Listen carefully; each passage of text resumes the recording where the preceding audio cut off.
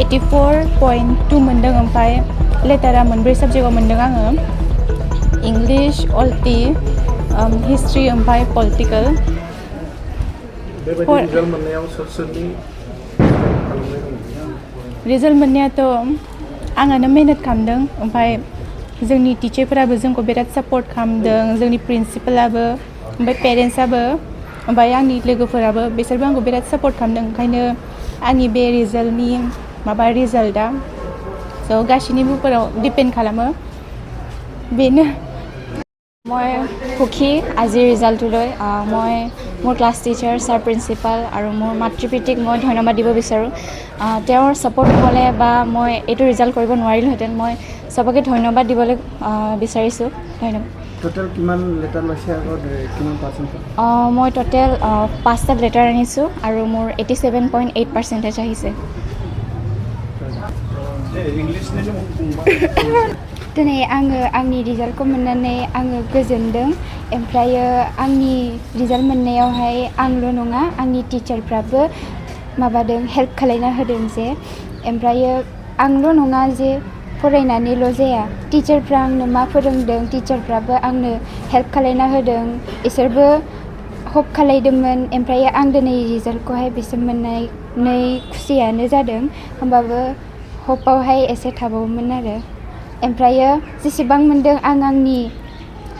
मेहनत खालायनानै मोननायखौहाय आङो दिनै बिसिम रिजाल्टखौनो मोजां दिनै बेसेबांसो मार्क्स मोनखो टटेल मार्कआ बेसेबां आङो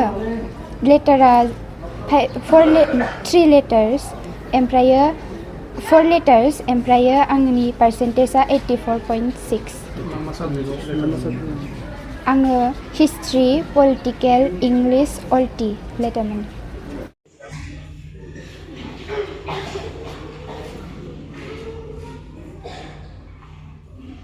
As we know that the class 12 higher secondary final year result is already declared. Percent result in science and arts. So let's give a big round of applause.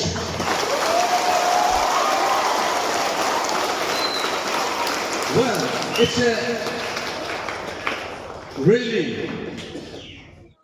दिनै हायर सेकेन्डारि फाइनाल रिजाल्टखौ मोननानै जोङो गोजोननाय मोन्दों जोंनि diamond English school Rajgarh गहपुराव जोंहा 100% result जादों total जोंहा स्टुडेन्ट हिसाबै 83 स्टुडेन्टआ एपियार जादोंमोन 83 स्टुडेन्टआव जोंहा 83बो पास जादों आर्ट्स आरो साइन्सआव बेनिफ्रायनो जोंहा 7 स्टुडेन्टफ्रा डिस्टिंसन मोन्दों आरो 6 जन स्टुडेन्टफ्रा स्टार मोन्दों फार्स्ट डिभिजनाव नायोब्ला जोंहा 59 स्टुडेन्टसफोरा फार्स्ट डिभिजन मोन्दों सेकेन्ड डिभिजनाव 22 जन आरो बिनिनो सानैया थार्ड डिभिजनाव पास जादों आरो जों स्ट्रीम हिसाबै नायोब्ला जोंहा साइन्सआव टोटेल जोंहा 19 स्टुडेन्टस दंमोन 19 जोंहा फार्स्ट डिभिजनाव पास जादों आरो बिनिनो सानैया स्टार मार्क मोन्दों आरो बे सानै स्टार मार्क मोननायनि सासेया डायमन्ड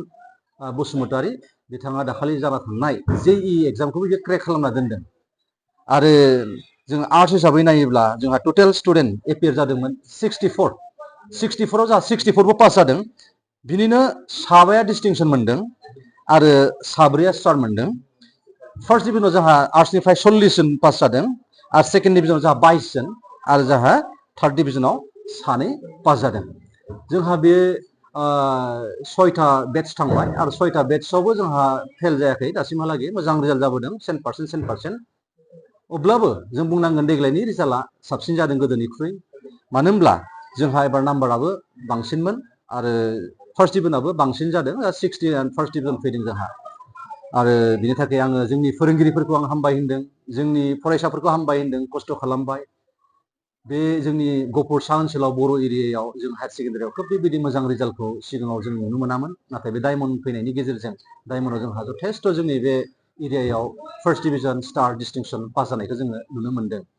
आरो आं हामबाय होनदों जोंहा गार्जेनफोरखौबो जायफोरा फोथायनानै जोंखौ फोथायनानै गाव गावनि गथ'फोरखौ जोंनियाव लाबोबाय बे स्कुलाव होबाय आरो बेबायदिनो जोंबो मोजां मोन्दों बिथांमोन फोथायनाय बायदिनो फ्राय गथ'फोरा मोजां रिजाल्ट खालामफैदों साइन्सआ फार्स्ट बेट्समोन आरो बे फार्स्ट बेट्स हिसाबै जोंनि गार्जेनफोरा जोंखौ फोथायनानै लाबोबाय आरो बेनि थाखाय बिथांमोनखौ आं हाजासे हामबाय होनदों साइन्सआव फ्राय जोंहा फार्स्ट डिभिजनाव पास जानाय साफ्रोमबो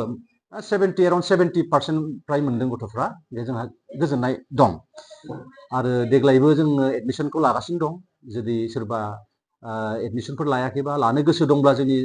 स्कुलाव जोंहा एडमिसन सोलिगासिनो दं लाफैनो हागोन आर्ट्सआवबो लानो हागोन साइन्सआवबो लानो हागोन